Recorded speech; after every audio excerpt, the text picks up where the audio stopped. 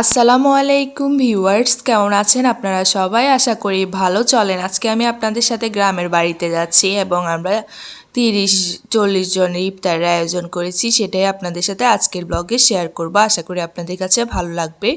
যাদের কাছে ভিডিওটা ভালো লাগবে না, প্রথমেই বলতেছি স্কিপ করে চলে যেতে পারেন।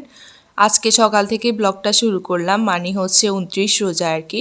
ওই দিন সকালবেলা আমরা হচ্ছে বাড়িতে চলে যাচ্ছি, আর বলতে বলতে আমি অলরেডি বাড়িতে চলেও এসেছি।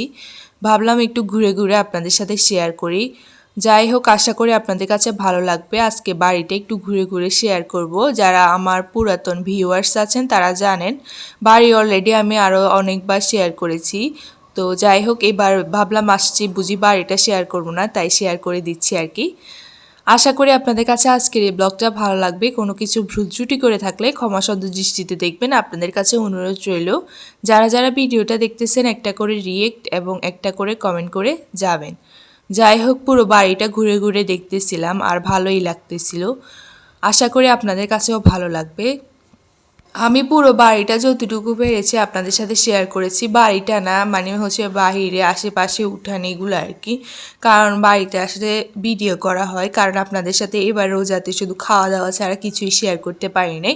তাই একদম এবারে বাড়িতে আসা থেকে লাস্ট পর্যন্ত রাত্রে ওই দিন কী কী করেছি ওগুলাই শেয়ার করতেছি আর কি। একদম 29 রোজা সকাল থেকে রাত পর্যন্ত বাড়িতে অলরেডি আসা শেষ। আজ যেহেতু মেহমান আসবে, হুজুর আসবে, তো ওই জন্য হচ্ছে সব কিছু একবারে রেডি করে নিচ্ছিল আর কি। এই যে, তো সব কাটাকুটি করে দিচ্ছিল, আন্টি ছিল ওনারা। তারপরে হচ্ছে এখানে আম্মু রান্না করবে, দাদু ছিল।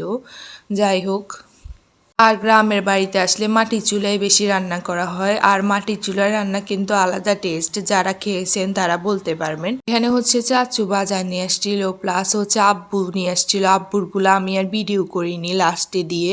তারপর আব্বু তরমুজ নিয়ে আসছিল, তখন মোবাইলে চার্জ ছিল না, যার কারণে আমি ভিডিও করতে পারিনি। মানে হচ্ছে একবার এই তরমুজটা যখন খাওয়া অলরেডি শেষ, তখন আর ভিডিও করে কি করব, তাই করিনি। আর বাজারগুলো কাটাকুটি করে রেখে দিয়েছে অলরেডি ফ্রিজে। যাই হোক, এখানে হচ্ছে রান্না চলতেছে। এক চুলায় হচ্ছে ভাত রান্না চলতেছে, আরেক চুলায় আরেকটা আইটেম রান্না করা হচ্ছে। তারপরে এখানে হচ্ছে ইফতার আগ দিয়ে হচ্ছে বেগুনি, আলুর চপ, পেঁয়াজু। আরেক চুলায় গরুর মাংস রান্না করা হচ্ছিল। যাই হোক, এরপর আমাকে হচ্ছে শরবত বানাতে বলেছিল আর কি, তো আমি শরবত বানিয়ে নিচ্ছি, দেখতেই পারতেছেন। যেহেতু 30-40 জন মানুষ, তো এখানে হচ্ছে জগের মধ্যে তো বানালে আর হবে না, তাই বড় একটা পাতিল নিয়ে নিয়েছি। পাতিলের মধ্যে হচ্ছে শরবতগুলো গুলে নিব। প্রথমে চিনি দিয়ে চিনিগুলো গুলে নিয়েছি, এরপরে হচ্ছে ট্যাং দিয়ে ট্যাংগুলো গুলে নিচ্ছি। আর সিন্দিতকে বলতেছিলাম আর কি যে একটু মিক্স করে নিতে ভালোভাবে। যাই হোক, ওইদিকে হচ্ছে চাচু কলা নিয়ে আসছিলো, ওগুলো হচ্ছে কেটে কেটে নিচ্ছিল আর কি। যেহেতু ইফতারে আর বেশি সময় নেই, প্লেটগুলো সাজাতে হবে, সব কিছু একটু একটু করে আপনাদের সাথে শেয়ার করব। আর এখানে জিলাপি ছিল, তারপরে ছিল হচ্ছে বেগুনি, আলুর চপ, পেঁয়াজু। যাই হোক, এরপরে হচ্ছে খেজুর নিয়ে আসছিলো, খেজুরগুলোকে ভালো করে ধুয়ে পরিষ্কার করে নিচ্ছি। তারপর এখন এই তো প্লেটের মধ্যে সব কিছু দিয়ে দিচ্ছি, বেগুনি, আলুর চপ, পেঁয়াজু, তারপর খেজুর, তারপরে হচ্ছে জিলাপি, কলা, বুট, এগুলো আর কি। তারপর ফলের মধ্যে ছিল তরমুজ, কলা। তো যাই হোক, এখানে হচ্ছে সব কিছু প্রথমে একটু একটু দিয়ে নিছিলাম, কারণ ওয়েট করলে কিন্তু একদম সব কিছু শেয়ার করতে পারবো না, তাই। তারপর রান্নাগুলো একটু শেয়ার করি, চলেন। আজকে এখানে রান্না করতে হচ্ছে ওনাদের জন্য গরুর মাংস, তারপর মুরগির মাংস, লাউ, লাউ না সরি কুমড়া, আর ছিল হচ্ছে কলই ডাল, আর সাথে ছিল হচ্ছে মুরগির মাংস। এই যে দেখতেই পারতেছেন, কালারটা যেমন সুন্দর হয়েছে, খেতেও খুবই মজা হয়েছে। মাশাল্লাহ মাশাল্লাহ। যাই হোক, আম্মুর হাতে রান্না বলে কথা।